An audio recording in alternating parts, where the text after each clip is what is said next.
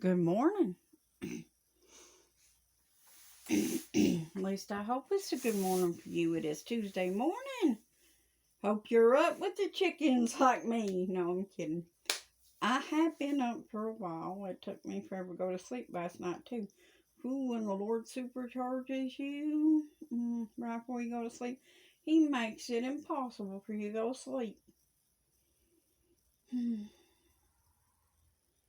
But I did talk to Him a little bit before I went to sleep, and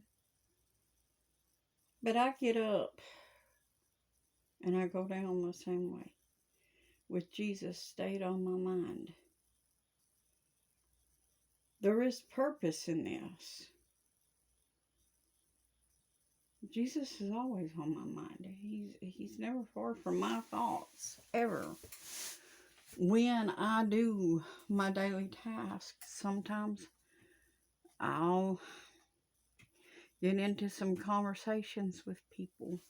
But before I get into all that, let me state what part this is before I forget. Welcome to part 54 of The Narrow Gate. And this is September the 24th, 2024, my man's calendar. Anyways, as I was saying, sometimes I slip into some conversations, trying to fit in a little bit. You know what I'm saying? Not being worldly, just trying to take part in a conversation, because I rarely do that anymore. When I say rarely, I mean rarely. I mean very rare that people even engage in a conversation with me, because most people just, okay, all people pretty much don't want to talk to me. That has been made abundantly clear, I guess.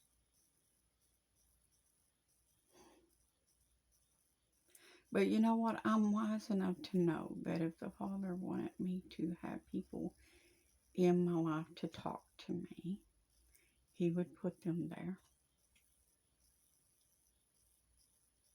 So apparently at this time He has no requirement for that, because they're not there.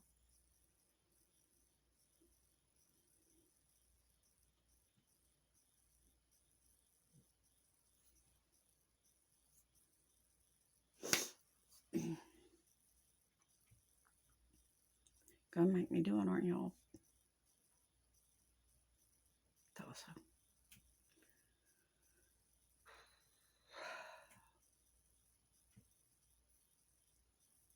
When old Stephen stood accused, lonely and bewildered, and no one that day would stand by his side, he just looked into heaven, saw the face of Jesus, and it rolled him over the time.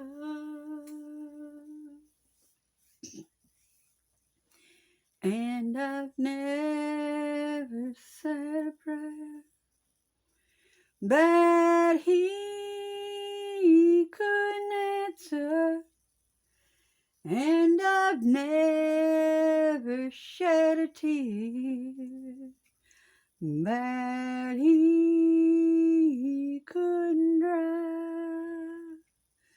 So when the waves of life are so high I can't mount them, I know He'll roll me over the tide.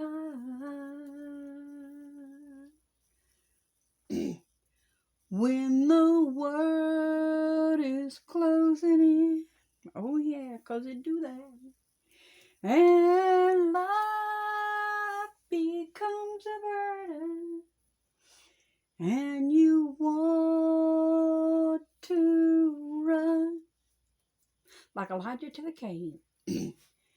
But there's no place to hide.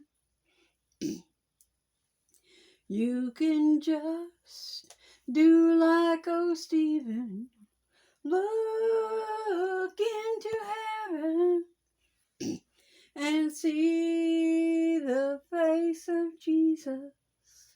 And I know He'll roll you over the time.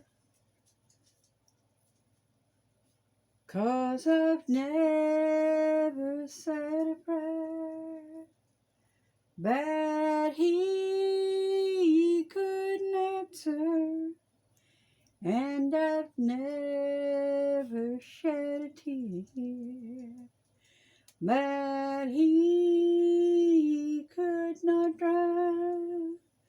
So when the waves of life are so high, you came out then, I know He'll roll you over the tide.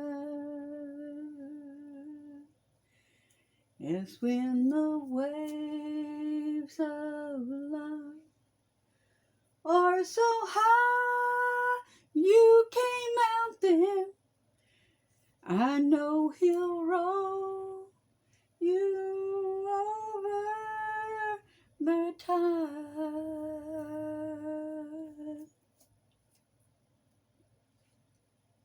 Don't let the world get the better of you.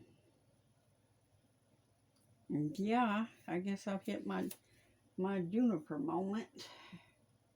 Time to go to the cave and go hide under a rock till the Lord comes. I've hit it wide open, son. I've hit it wide open. I have come to a point where this load has become quite heavy. I didn't say it was burdensome. I just said it was heavy. And in those moments, we need to go sit beneath the juniper tree. And we need to just wait on the Lord. So I guess I have gotten there on a lot of things. But there's something I need to say. I'll listen really attentively to conversations around me.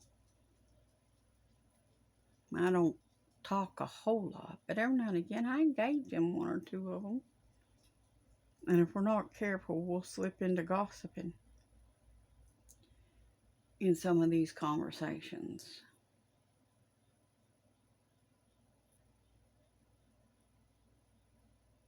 And there's a whole lot of that, what goes on.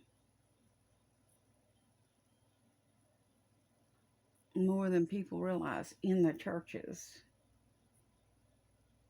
And we're going to give account, ladies, for every idle word that we speak. I don't sit quietly for nothing at the meetings. I'm trying to be the example of a quiet spirit that the Lord requires that I be. It's not that I'm ignorant. By our patience possess we our souls. And it's either I sit quietly or I openly rebuke the conversations that's going on in the room. But Mama Cindy prefers to talk about the weather. When these conversations get a little bit hairy and wild, she'll say, well, what about that? And last night she said, well, you know it's going to rain outside. And I thought to myself, you know it's already raining, because I was late getting there last night. And I said, it's already raining. Pretty sure I just got a little bit wet coming in. But I just got tickled and I just listened. Because I'll listen.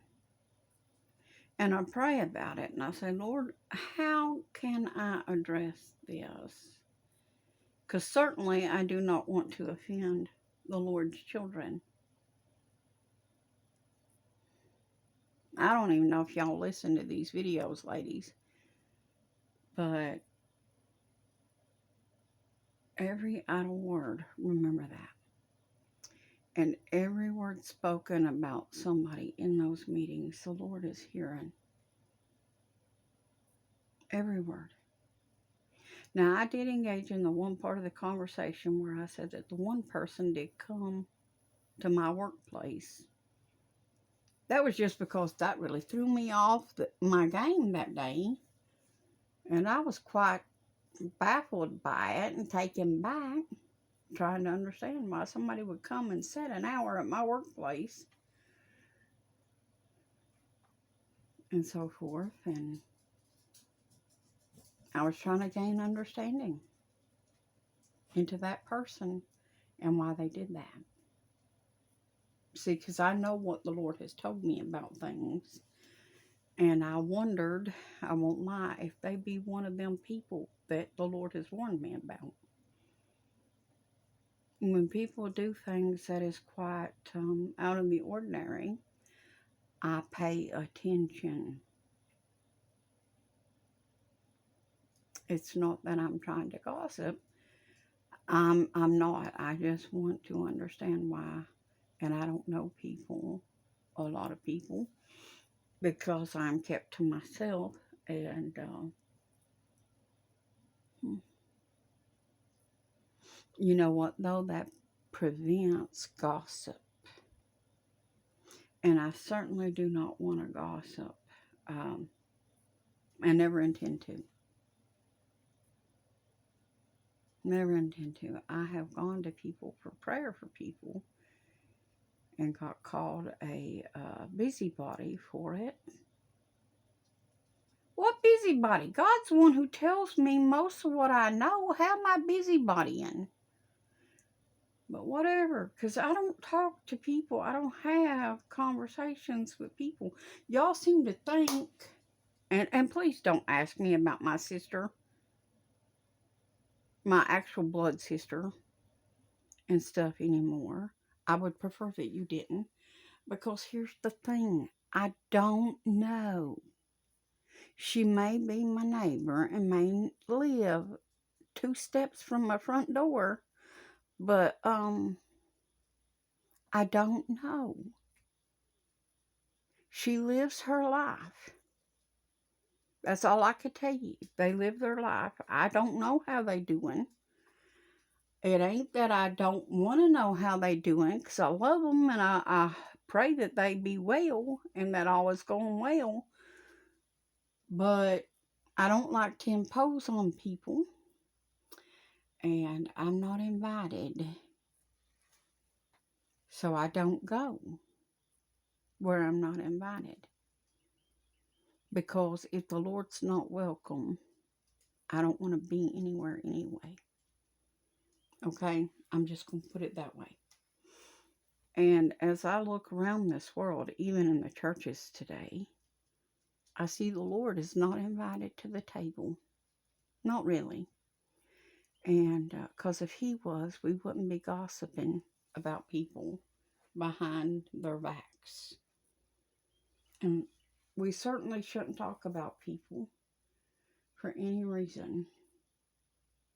You know what Facebook is? I don't troll Facebook, just to put that out there. I use Facebook as a forum to speak about the Lord. I put my posts up and then I leave. I don't try to go, I don't scroll it. Sometimes my eyeballs will catch a post as I'm posting, and the Lord will say, address it, and that's when I do. Or he'll tell me to say something and I'll speak. But that's it. I don't even, these forums that I use, I don't, even on YouTube and stuff, I don't scroll them. I don't skim them. I go when the Lord says go. And that's it. That's what I do. I go when the Lord sends me to look at a particular thing, and I don't. And I'm going to explain that in the next part.